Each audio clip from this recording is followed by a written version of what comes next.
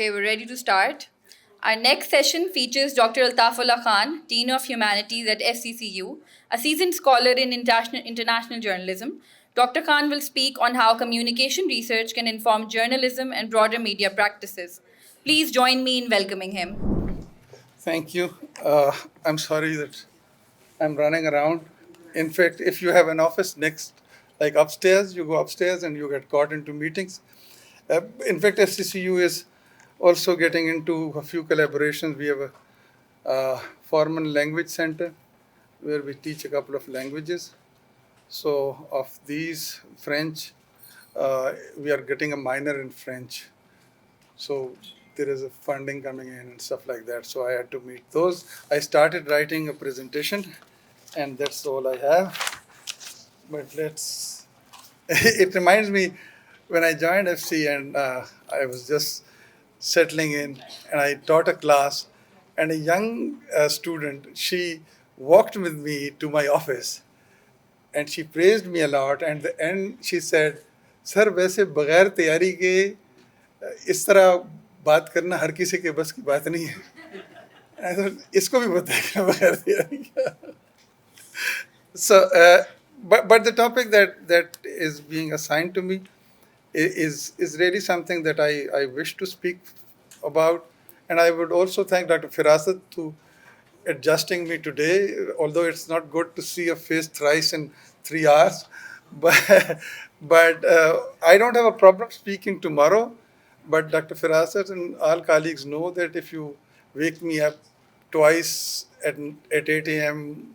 in 1 week, I might not be functioning for another 2 weeks. So I requested her. This is already the second time, so this is enough. But I'll be here tomorrow, inshallah. And my apologies and thanks to Junaid. I think it was his session. He's not here. He's here. Thank you very much. Thank you. Yeah, I thought you would use the time to enjoy a bit. Yeah, that's true. So the theme here is from theory to practice: how communication research can inform journalism and beyond. I think this is very important, and I didn't select the topic. The credit goes to Dr. Firasa, but it's a very timely subject. Okay, you can just stand. There is no harm in your picture coming in. Okay, thank you. First and foremost, I think it's always in academia. It's always the first question is, why do we do this? Like, we do a job, we earn our living through it. It's a fact. Nobody can deny it. Like, this is something through which we earn our living. This is why we make compromises. We accept rules. We don't go our own way. We subject ourselves to restrictions that we won't do otherwise and everything. But then what do we do? In every profession, something is in front of you, something that you wish to do. It's like Max Weber wrote in early 20th century. These are two books. One of them is Wissenschaft als Beruf, meaning knowledge as a profession.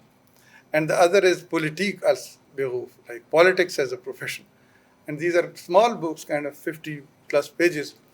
And in that book, Max Weber writes about, if you aspire to be a university professor, what should you do? Now, the context of that book is different. In Germany, there used to be only one professor, no other professor. Even when I was a student, there was only one professor. So all the other people were called Privatdozent, PDs. Privatdozent means that you wish to teach and you are given an opportunity, but you teach for free. You are not paid. Until someday, as my professor used to say, your professor dies and they say, okay, this guy has been here for 15 years, allow him to be the professor. Otherwise, one professor, one department. So for that one, Weber spoke about pedagogy, Weber spoke about mannerisms and everything. But times have changed. Right now, as I was allowed this small, I'm just kidding, the small amount of time that I was allowed in the panel, I'll just begin from the last comment that I made, that our job is basically, if when we join as academics, our job is to provide something which we call to the public. We help them make informed decisions. That's our job. Like there might be many things, and when I say that, and when I say journalism is the most important discipline when we talk about it, it doesn't mean that communication studies or media studies or whatever nomenclature we give it is wrong. But we have to keep in mind that all these other disciplines, which are very important, are basically support to the main discipline, which is journalism. And the job of journalism is inform people how to make decisions. And decisions are not always political.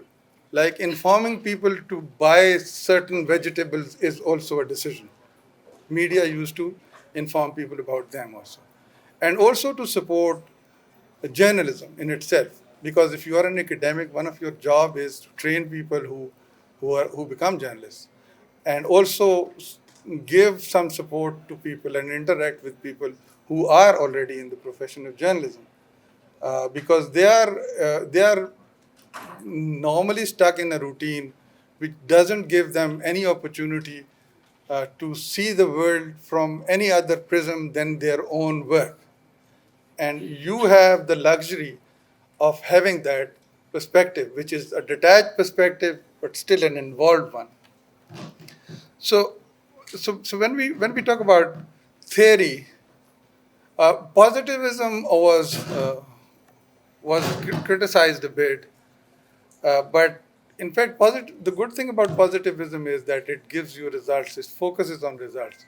So maybe in many other disciplines, positivism might not be that helpful, but in journalism, normally it helps, like because you are result oriented most of the time, and you want to really get something out of it and present it to people. You are not pressed for time in the same way as journalists are. You have the time and luxury to think about, to get opinion, to get it together, and then inform people. Uh, so that's one point where theory, no matter which theories we use, and I'm very wary of using theories like one theory or another, or one method or another, but we have to keep in mind that uh, that theory really helps, or that methodology really helps solve a human problem. Now here is the definition of human problem. Like, what's our job? Is activism our job, or informing people our job? Like the job of a journalism academic is to inform, not to act upon that information. Some people would say, but that's not socially acceptable. But like political scientists get involved in this because that's what they teach. They teach activism. We don't. This was one lesson that I have learned, that any communication studies research which moves into activism is not good, because it defies the very basic principle of your discipline. We have to understand the boundaries of our discipline. So if we look at, like, let's say right now, one of the bigger problems that wars is one problem. Every day, like this morning, we woke up to war. Yesterday, there was a plane crash, and many people were thinking that whether we, I just communicated with a few friends. I said, whether we should be sorry for the plane crash in India, and I said, yes, human beings died. We should be sorry, but we were in a war right now. I said, were you on the war front? Did you die over there? Like, it's a human tragedy. Take it as a human tragedy. It's a good subject of research. How jingoism and how warmongering brings you into a structure where your basic human instinct is somehow thrown back. and you don't think as humans, because we were in a war. You weren't in a war. Your countries were in a war. It was just a 3 days conflict, standoff. It ended well, and there were a few casualties. But that's how the structure was. So right now, what we see, most of the information, like Palestine, for example, all the information that we got was through social media platforms. And how much research is happening on social media platforms? Not much going on. And there is also, when we look at journalism and we see, okay, what kind of journalism? Everybody is saying journalism is dying. It's ending as a profession. I hear it a lot. I think many of these people don't understand that journalism has transformed into a very different shape. And it's not so simply social media. Then there is this question of hegemony of the West. It's really interesting that there is a group of journalists who are emerging in the West, who were born in countries like ours. Then they, at a very small age, they went to the West, they got education, and then they said, we want to tell our own story. And then somebody says, and this is what we call the entitled white male dominance in Western media. And they said, this is not objective. And they say, why isn't it objective? Because this is not the way we do it. Yeah, you don't do it if you have universal health care, if you don't have poverty, the level is low, even your minimum wages are good enough to live. You don't have to be emotional because your things are just rational. A parent dies, a child is not worried what he or she will eat that this evening. Social services will take care of it. The US is not that good, but in Europe it's good. Like that, these young people are challenging the very idea of objectivity. Now that's something that is happening. Do we know about it? Are we teaching it in our classrooms? Are we trying to develop the similar media structure in Pakistan? We are not. Because somehow nowhere in the world there is a theoretical structure being built to understand. Now, here is the question about what do we call a theory? And it's a very complicated question. And I always see students stuck with, so what theory should I take? And then there are 4, 5, 6 usual suspects. I take this and this and this and this and this. And then so they go to the supervisor, do a survey. They do a survey. I have results. Are they useful? No, but I have a degree. Because somebody in a classroom could defend it. Like, honestly, that's not education at all. Like again, I'll quote my professor when I went as a student, and a student presented the full project, and he said, like, I have a question, and he said, so what is the social impact of this project? And when I say the social impact, he said, your immediate community, how would it benefit from this work? And the student answered, he said, I am not satisfied. Where are you from? The student told him, this is the town I am. So how would you apply the results on this town? So that's basically academic responsibility. That's the kind of research that can help solve human problems.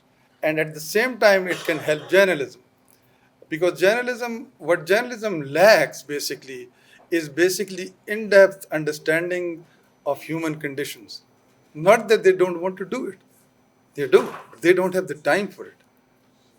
So if we do that for them, using our own students, asking them to do this in their own communities, one of the hardest things that I'm still confronting in Lahore is then when you ask a student that think about your own home, they can't. Because they think that they have to think about something which is written in the book. And this is a big flaw in the education system, or we failed to do our job. And secondly, imagine this young man or woman going into the field with this attitude towards life. They won't be able to do any journalism at all because they don't understand the reality. They don't want to empathize with human situations. So one of the most important things in communication theory is to understand human situations. The big theories that we know already, I won't go into theories because I think our first keynote just named all theories. so I won't go into those. But let's take, I gave the example of diffusion of innovations. Like diffusion of innovation is a theory which is based on empirical research, and that empirical research was not simply done in drawing rooms, it was done in human situations. Normally, Everett Rogers, you can see kinds of hundreds of pictures of Rogers sitting in wilderness, sitting in front of a cottage in Latin America, understanding human situation, qualitative research that he has done, basically what we know as participant observation, in-depth interviews, focus groups. When we do focus groups, we I'm sorry to say that, but we invite people that will give the answer that we need, and we say, okay, we are doing focus groups. So what is the topic? This. Okay, let's bring my classroom into that. Your students who expect a grade from you, you expect they'll do a focus group discussion for you, which would be meaningful. Really, that's really naive, if not stupid. you know. So FGD is like many things. Like people say, okay, we will do CDA, and I said, you mean Capital Development Authority? So not critical discourse analysis, because it's also the theory that is useful and that could really help journalism further is the one that understands the spirit of the idea behind it. Like critical discourse analysis, for once, was something that Foucault developed. It's very interesting that a friend of ours who came, who did his PhD, came back, and he was talking Foucault all the time. First time reading, Foucault is really powerful. And another colleague of ours at the University of Peshawar, he used to look at him and he used to ask me, like, we never heard of this guy. Who is he? And I said, okay, forget about it. And then we were all three sitting there, and he said, again, he came in the morning, started Foucault. And he said, well, who is Foucault? I said, I spelled the name. I said, this is Foucault. Oh, apna Foucault.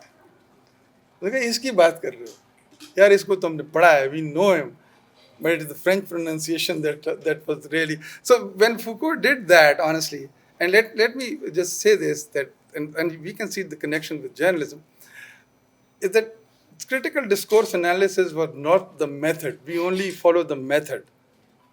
We don't go for the very idea why that method was developed. Like Foucault was the first who proved through his work that society is not sacrosanct. Because before Foucault, most of us thought that if something goes wrong, it might be the fault of an individual or a group of people.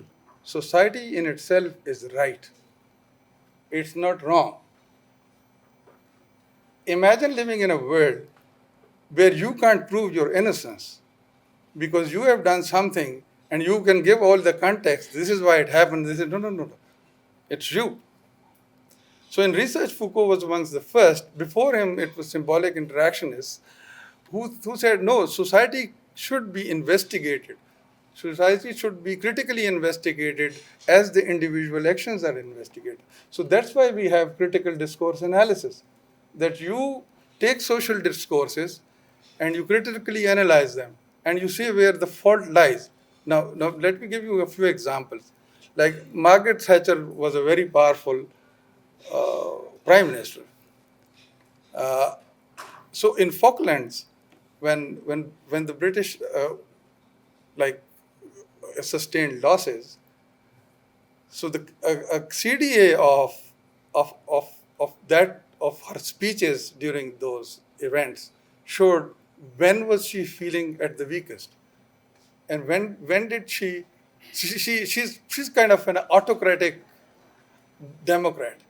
So CDA showed that when she used this the first person, I, that's where she thinks that she should take all the credit. But when there are losses, she uses we. So she just brings in all others in the cabinet about whom she really doesn't care at all, but she then goes into collective responsibility. So imagine doing the same, knowing the art, not the whole thing of इससे पास board of studies से पास कराया फलां से पास कराया concept note बनाया project proposal banaya, and with this knowledge going into practical journalism, and you are witnessing a speech, and you can really mark that's where somebody is on their weakest, because they are using, yeah, some people are good, they are always collective. So whenever they use first person, you'll say, okay, now right now, this guy is taking a decision where he or she might have faced resistance, and they are not taking the advice of others, but right now they are using their right to decide, being the leader. So that's how you can really understand in practical journalism that your interlocutor or anybody, what is his positioning? How are they positioning themselves? The same is true for many other theories. So my point here is that it's true that the theoretical work that we do cannot be translated into journalism, but the themes that we choose, their social value, their human value that we have in mind, these are something that when we get our results, we'll be really giving something to journalism. It will help journalism grow. It will help journalism as an industry, or individuals that do journalism have a better option of understanding, interpreting a human situation. And if we do it more, we are creating a body of knowledge which would help everybody understanding social structures, how power works, how poverty works, how the dynamics of a society is. And also imagine training young minds for 10, 15 years in these skills and giving them this humane aspect. So see, you are really growing, you are encouraging, you are what we call empowering citizens, young people who are change agents to do their best in society. They might not be ending up in doing journalism, but they'll be good citizens. They'll be able to understand how politics works. They'll be able to understand how power works. They'll be able to understand how poverty mm, takes away self-respect from people. Why do people behave in certain ways? And so I think that's the way we can really make use of our theoretical research to strengthen journalism, not simply in doing journalism, but also creating a social matrix that is helpful. Thank you for your patience, ladies and gentlemen. If there are any questions, if you want me to talk for another hour, I can do that, but I think that's more than. So if there are any questions. ये methodology काफ़ी जर्नलिस्टों के लिए काफ़ी बेहतर है, वो जिसको हम थीमेटिक एनालिसिस करते हैं। लोगों का इंटरव्यू करके और फिर उसमें से कोट्स और वो थीम्स और पैटर्न निकालना। तो जितने भी बच्चे हैं और जिनके साथ मैं काम करता हूँ या जर्नलिस्ट हैं जो दोस्त हैं, जब मैं एडवाइस करता हूँ तो ये वाली मेथोडोलॉजी रिसर्च में उनके लिए काफ़ी बेहतर है। तो मैं ऐड करना चाह रहा था कि अगर ये वाली मेथोडोलॉजी क्योंकि बाकी जो सर्वे है या आप डिस्कोर्स एनालिसिस करते हैं या क्रिटिकल डिस्कोर्स एनालिसिस करते हैं, तो जर्नलिस्टों के लिए जो काम कर रहे हैं या जो ये जो पैटर्न है उसमें ये वाली चीज़ें करना मुश्किल हो जाता है अगर। हाँ जी, मेरा पॉइंट भी है रहमान कि अगर हम काम कर रहे हैं तो हम एकेडमिक जर्नल में छाप रहे हैं, लेकिन उसका कोई ऐसा वर्जन होना चाहिए। जैसे रज़ा ने कहा, तो ऐसे एक इदारे हैं, जैसे कन्वर्सेशन है, एक ऑस्ट्रेलियन मतलब इट्स जर्नल है जो कि जर्नलिस्टिक तरीके से 800 वर्ड्स में एकेडमिक आइडियाज़ को लिखता है। मैंने कुछ अर्सा उसके लिए लिखा था। तो उसका मकसद ही ये होता है कि जो आप बड़ी रिसर्चेस करते हैं उसको एवरीडे पार्लेंस में, क्योंकि आपके पास एक असाइनमेंट एडिटर होता है, और वो असाइनमेंट एडिटर जो है वो मुसलसल आपके मैं एक आर्टिकल यकीन करें रिसर्च आर्टिकल लिखना या बुक चैप्टर लिखना आसान था, लेकिन वो 800 सफ़े वाला लिखना मुश्किल था, क्योंकि वो असाइनमेंट एडिटर एकदम क्वेश्चन करता था कि ये समझ नहीं आएगी, इसको आसान करें, and it takes kind of 10-15 days, but then you come up with something that is useful that anybody could read and make good use of it. तो मेरे ख्याल में ये बहुत ज़रूरी है। It's very important that we have this structure in higher ed. When we teach research, we should always keep it somehow connected, like rooted or grounded into reality. Into reality का मतलब ये नहीं है कि the research you are doing is not grounded in reality, but somehow it should be connected to some human situation that could be helpful in really understanding human problems. Noman Yasir from University of Sargoda. Sir, my question is extending Inam Saab's argument that when it comes to the media contents, ultimately thematic analysis becomes very important. But on the contrary, when it comes to the journalistic practices, whether it is news or the article and columns, editorials, etc., in my opinion, critical discourse analysis perhaps become better because when it comes to CDA, whether we talk about Foucault, whether it is about Van Dyke or Fairclough, all of them talk about praxis on the one side and reforming the power structures on the other side. And it comes to my heart, very close to my heart, when they claim that one of the fundamental requirement of theorist is number one to highlight the problems and number two to work for bringing in the positive social change. And so, what is your argument about that? Don't you think that CDA in the current scenario, as in Pakistan, we see that especially in the field of journalism, we focus very less on critical discourse analysis.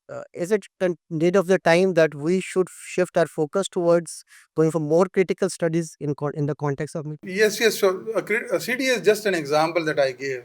Naturally, the critical school goes beyond CDA, and as the title goes, like I really like the title of this, and I read the concept note the other day for ICA. It's very well written.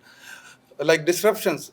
Disruptions means that you bring change, and if you, even if you don't bring change, you at least uh, become part of the process of change.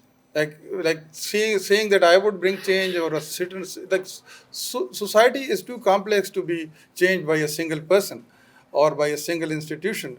But if we think positively towards things, and I totally agree with you. Like CDA is one method, like which certainly I give credit to Foucault because of his groundbreaking effort.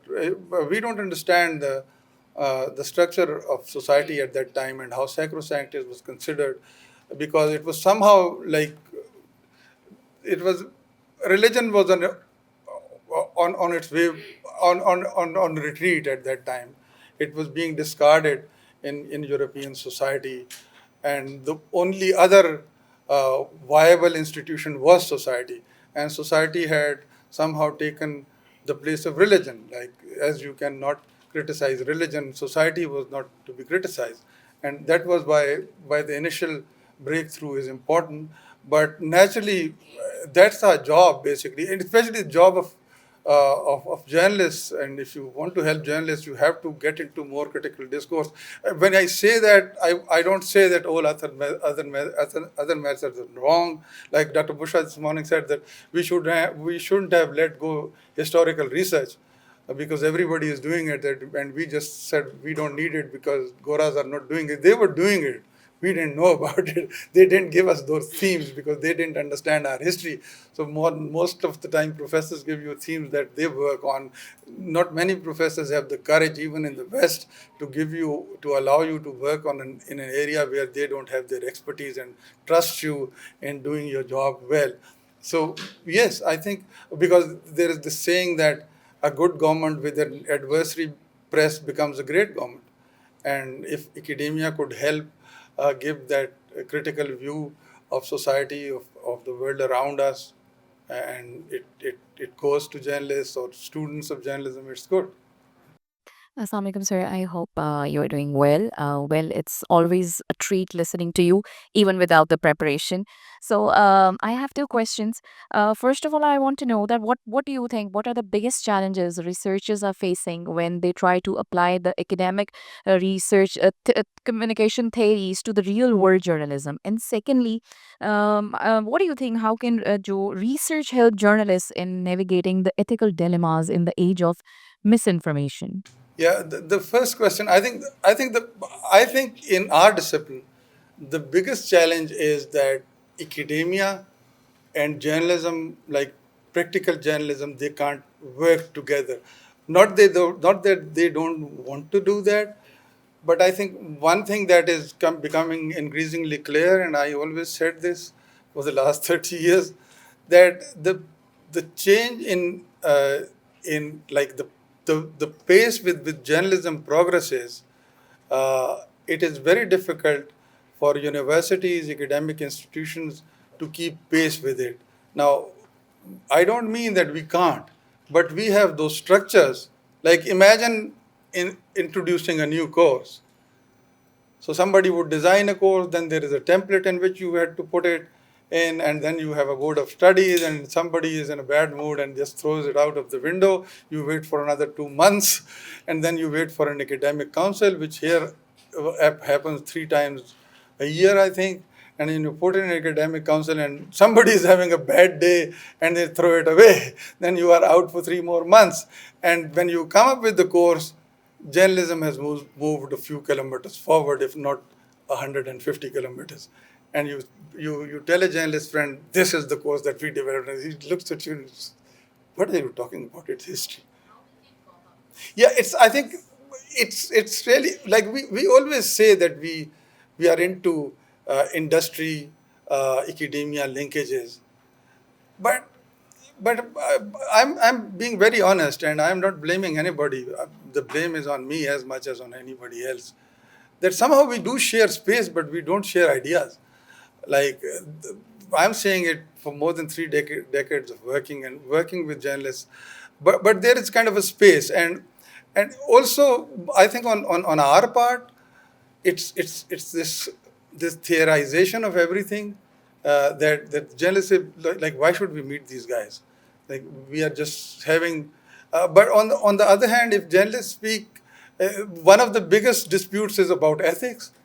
Like I don't know whether it's still there. I haven't been in these conversations for some time. And would you teach this silly ethics to students, and they come and they don't understand how to do journalism, and you say, so shouldn't we teach ethics? And like but there are, I think there are issues where even our own graduates, when they go into the field, when they come back to us, they say, you didn't teach us anything. Yeah, but I don't think that it's an unbridgeable gap. But I think we need to decide themes that we need to discuss, and we need to approach the themes one by one. Like one of these very close to my heart is well-being of mental and physical well-being of journalists, safety areas like there. You see, there is a lot of collaboration going on, and there is a lot of impact. I think the same is possible in other areas. So I think we should meet theme by theme somehow.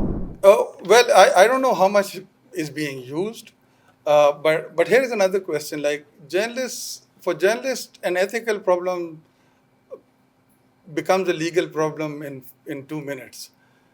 And then we teach them, do this. You don't understand. Like the ethics is already out of the window. But I think it's very useful. One thing that I always tell students, I teach media systems, and I tell them that you need to know the law. It's very important that you need to know the law, because as we all know, ignorance from law is no excuse, especially if you are into a profession where a law applies and you don't know it. So, and I think we also need to understand that students need to understand, when we teach, we need to make them understand that ethics is basically where the law is not being applied because the society or the state, whoever are in power, are trusting your good instincts. So if you don't make those good choices, these freedoms will diminish.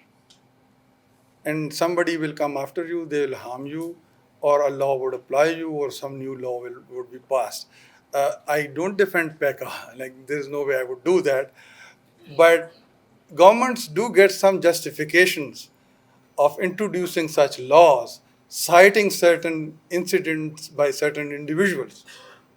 It becomes a problem for all these people who are doing a good job, all those citizens who are responsibly using media, social media. But the problem with ethics is that if you fail to do that, your party is over, there'll be a law. And I think that's where it's very helpful for working journalists and everybody. Dr. Sam, recently I was reading an article as part of my assignment where a professor is involved in manipulating the data. And the journalist asked him why you did this all. He straightforward told him that whenever I would go for an ethical research, nobody lauded me, nobody arranged a party for me. Whenever I would manipulate something as per the psyche of the common public, and people will clap for me, applauses for me, awards for me everywhere. So how could I ignore that populism? Uh, do not you see the same case in our academia violating those ethical standards while collecting data? Yeah, well, there is a saying of the Prophet when he said that, peace be upon him, that there'll be a time when your faith, keeping your faith, would be more difficult than having a burning coal in your hands, or a burning candle in the wind. Humanity has remained on these crossroads all the time. With this fight between good and evil is nothing new. Uh, but doing the right thing is your own decision, knowing the consequences. Like if I look back and I say, okay, I have worked for 35 years, and other people who work, my colleagues, my friends, and they have that much success and stuff like that. So should I start doing the same that they did? It's my decision. It's the same in the same decision. It's in journalism. Like in journalism, I must say one thing. Like one of the bigger problems is ownerships. Raza alluded to it. Like uh, if you don't have professional journalists as as editors, you will get into trouble because if somebody is heading an organization to convert their financial power into political power, their first job would be to earn an enormous amount of money and then buy political power. Or somebody already has an enormous amount of financial power, and they say, okay, let's go into this business of media, and and you will get political power. You will have the power to decide the fate of millions, and as you said, no law will apply to you. So if I am a journalist working for such an organization, my ethical stands would meet defeat one day, if not every day. But that's the job. Like you just learn to work around it. Like the journalism in the U.S. has become very difficult right now. Uh, let's see how they stand the test. I think we are doing a very good job considering our circumstances. We did a good job, and we still try to do it. Like, true, we are not satisfied with the way we are performing, but look at the overall situation within which uh, we are working. And it reminds me, a journalist friend of mine, he said people criticize us a lot, legacy media and all this. And imagine where would people stand when we are not between them and the power structure. What would happen? We can see it a bit right now. Imagine if it altogether vanishes. what would happen? Like these are questions that that nobody can answer, but I think it's always a personal decision to make. Right and wrong is very personal. It's not about benefits. سر ہم صبح سے بات کر رہے ہیں. It is great pleasure, it is a very good opportunity to all of us. We are talking about the communication research, but still I feel صبح بھی آپ نے جیسے بکس اور چیپٹرس کی اور چیزوں کی ہم بات کر رہے تھے کہ ہم ریسرچ آرٹیکلس تو کر لیتے ہیں, ریسرچ کر لیتے ہیں پروموشنس کے لیے, مختلف چیزوں کے لیے. ابھی تک ہم کمیونیکیشن میتھڈس اور ریسرچ کے لیے ویسٹ کے آتھرس کو ریفر کرتے ہیں. ہمارے پاس ابھی تک ایسا بہت زیادہ تھوڑی بہت ہیں کتابیں, لیکن کوئی ایسا لوکلی ہمارے پاس نہیں ہے کہ جب ہم اسٹوڈنٹس کو اپنے ریفر کریں, کہ ہمارے اپنے ایشوز, ہمارا کلچر, ہمارے پرابلمس, ہماری چیزیں ایسی ہیں کہ جس پہ کام ہو سکتا ہے, اس پہ ریسرچ میتھڈس پہ کتابیں لکھی جا سکتی ہیں. دوسرا یہ کہ ہم ابھی تک جو ہے کوالٹیٹیو ریسرچ کے اوپر زیادہ فوکس نہیں کر رہے ہیں. ہم کوانٹیٹیو پہ ہی جا رہے ہیں, ڈیٹا جمع کر لیا, SPSS پہ ڈال دیا, نووا پہ ڈال دیا, بہت سارے سافٹ ویئرس موجود ہیں. لیکن میں سمجھتی ہوں کہ ہمارے مسائل ایسے ہیں کہ جو کوالٹیٹیو ریسرچ پر بھی ہمیں کام کرنا چاہیے, فوکس کرنا چاہیے. اور اتنے ماشاء اللہ ہم سب جمع ہوتے ہیں, سب کچھ ہے, لیکن ہم کمیونیکیشن ریسرچ میتھڈس کے اوپر کوئی ایسا کام ہمارے پاس نہیں ہو رہا ہے. تو میں سمجھتی ہوں کہ یہ آپ کا FCCU ہمیشہ بہت اچھے انیشیٹو لیتا ہے, تو اس طرف بھی ضرور سوچنا چاہیے کہ ہم اپنے کلچر کے حساب سے, اپنے ماحول کے حساب سے ہم ریسرچ میتھڈس کے اوپر کام کریں. اور صرف 2-3 میتھڈس ہی نہیں ہیں جس کے اوپر سارے لوگ کام کر رہے ہوتے ہیں, اسٹوڈنٹس کے لیے بھی آسان ہوتے ہیں, 2-3 چیزیں اٹھائیں اور کام کر لیا. تو اور چیزوں کو ہم کیوں نہیں ایکسپلور کرتے؟ اسی کو تھوڑا سا ایکسٹینڈ کروں گا سر, کہ جب ہم اپنے ریسرچ پروجیکٹس پہ کام کرتے ہیں تو سارے تھیوریٹیکل پرسپیکٹیو آپ پچھلے سیشن میں بھی فرما رہے تھے کہ وہ ویسٹرن تھیورسٹ کی ہوتی. تو ایگزامپل ہم لیں سر ڈیولپمنٹ کا فیز جو ولبر شریم اور لرنر والا تھا, تو after a decade they them sub accepted کہ ڈیولپمنٹ نہ ہونے کی پرائمری ریزن یہی ہے کہ ہم نے ویسٹرن تھیریز لی جو یہاں کے ہمارے جیسے سسٹم میں وہ اپلیکیبل نہیں تھی. تو اس میں سر ایز این اکیڈمیشین آپ کو بینگ سینئر میں اس پہ چاہ رہا ہوں کہ کمنٹ کر دیں, اسٹارٹنگ فرام یو سر. ہم نے آپ لوگوں سے ہی سیکھا کہ وہ رسپانسبلٹی ہم کس پہ ڈالیں. ہم تمام اکیڈیمیا کے لوگ ہیں, میرے خیال ہے ہم میں سے سب لوگ ریسرچ کرتے ہیں, لیکن اس کی طرف ہماری توجہ کیوں نہیں گئی, یا شارٹ کمنگ کی ریزن کیا؟ جی نہیں, اصل میں ہوتا یہ ہے کہ جب ہم خاص طور پہ باہر سے پڑھ کے آتے ہیں, یہاں پڑھتے ہیں, تو بیسکلی اسٹرکچر تو وہی ہیں, وہ بڑا فریم جو ہے وہ وہی ہے جو کہ ویسٹ میں ہے, اور جس میں کوئی حرج نہیں ہے. مطلب اگر کسی نے کہیں پہ ایکسلنس حاصل کی ہے تو اس کو اپریشیٹ کرنا چاہیے. لیکن ہوتا یہ ہے کہ جب ہم کام کرتے ہیں تو ہمیں ایک عادت پڑ جاتی ہے, اور ہم پھر انسٹیڈ آف ہم اس کو لوکلائز کرنے کے, پہلا اسٹیپ لوکلائزیشن ہوتا ہے. کوانٹیٹیو ریسرچ جو آپ نے فرمایا نا, اس میں ہم اس لیے بھی کوالٹیٹیو میں نہیں جاتے کہ کوالٹیٹیو میں جاتے وقت, اور میں پھر کہوں گا کہ میں کسی پہ اعتراض نہیں کر رہا, کیونکہ کوالٹیٹیو میں جاتے وقت آپ کو تھیوری کو لوکلائز کرنا ہوتا ہے, کیونکہ آپ لوکلائز نہیں کریں گے تو آپ ہیومن سچویشن کو نہیں سمجھیں گے.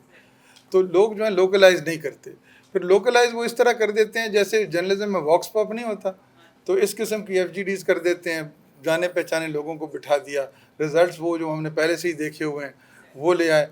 تو ایک تو یہ ہے کہ پہلا سٹیپ جو تھا وہ لوکلائزیشن کا تھا. پاکستان میں وہ بدقسمتی سے, اگر میں یہ کہوں کہ یہ جو رحمان بیٹھا ہوا ہے, so he is doing a lot of localization in his studies, we see those a lot.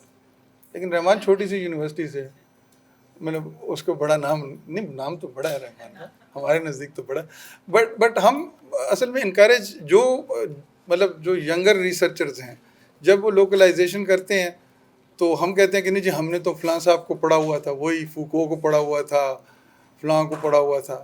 There is no harm in it, there are good ideas that they give. تو چونکہ ہم لوکلائزیشن نہیں کیا نا ہم نے اپنے کام کا, تو لوکلائزیشن پہلا سٹیپ ہوتا ہے کہ آپ نے ایک تھیوری بورو کی, اس کا میتھڈالوجی جب آپ بنا رہے ہیں تو اس میں آپ نے اس کو لوکلائز کر لیا, اور جب اس کو آپ ریپیٹ کرتے ہیں 2-3 دفعہ تو آپ تھیوری بلڈنگ پروسیس میں آ جاتے ہیں, اور ہم تھیوری پھر بننا شروع ہو جاتی ہے, پھر اس کو آپ اپنا نام بھی دے سکتے ہیں. اچھا دوسری بات یہ, میں ایک بات کہتا ہوں, میں بہت سے کام دیکھے ہیں میں نے ینگ لوگوں کے, PhD جانا ہے, چھٹی ٹائم ختم ہے, نہیں ابھی نہیں, گھڑیاں دیکھ رہے ہیں, بتانا بٹ کھینچ لینا یار. So, just like, how much time you have? نہیں ختم اچھا ٹھیک I'll just answer this question. تو ہوتا یہ ہے کہ ہم تھیوری بلڈنگ سے ہم کتراتے ہیں. میں نے بہت سی ایسی اسٹڈیز دیکھی ہیں. پی ایچ ڈی ڈیفینسز میں جاتا ہوں, میں سوچتا ہوں کہ I think Anam's study was like that. Like, you should have built your own theory. You didn't. آپ کا ڈیفینس جب ہوا تھا نا, تو you should have come up with your own model and theory. You should still work on that. تو ہم وہ کتراتے ہیں, ہم کہتے ہیں یار ابھی پی ایچ ڈی ہو رہی ہے تو ابھی اپنا نام لکھ دیا تو لوگ کہیں تو بڑا فن خان آ گیا, لائک کائنڈ آف. تو اور وہاں پہ ہمارا جو اپنا انیشیٹو ہوتا ہے, کیونکہ تھیوری بلڈنگ جو ہے وہ کسی کی میراث نہیں ہے. جب بھی آپ 2-4 تھیوریز کو اکٹھا کرتے ہیں, پیراڈائم بناتے ہیں, اس کے ریزلٹس آتے ہیں, وہ آپ کا ہوتا ہے. لیکن وہ ایسا نہیں ہے کہ تھیوریز نہیں بنائی گئی, لیکن ہاں جی نہیں آپ اون کریں اور اس پہ کام کریں, اپنے اسٹوڈنٹس کو کام دیں اپنا. وہ جو کریج ہے نا وہ ہم کہیں لیک کر رہے ہیں, اور اس میں ہم سب قصوروار ہیں. لکھنے میں تو ہم کر دیتے ہیں. میرے 2-4 آپ کو ریسرچز دکھاؤں جب چھپی بک چیپٹرز, ان کے ریویوز 4 دفعہ. ایک کتاب جو ہے ڈیوک یونیورسٹی پریس کی کتاب تھی, 2002 کی چھپی 2011 میں. میری نہیں تھی, میرے ایک چیپٹر تھا, میرے چیپٹر کی وجہ سے اس کو کافی ڈیلے ہوا. بٹ یہ تو ایسے ہی ہو کہ جنگل میں مور ناچا کس نے دیکھا. لیکن زیادہ تر یہ ہے کہ ہم لوگ خود کر رہے ہوتے ہیں کام. We are building theories but we are not owning them. اور جب ہم ان کو اون نہیں کرتے, ان کا کوئی نام نہیں ہوتا, ہم پھر واپس چلے جاتے ہیں اسی پہ. تو میرے خیال میں کام ہو رہا ہے, but I think we need to sit and talk about this also. یہ کھڑی ہیں خاتون.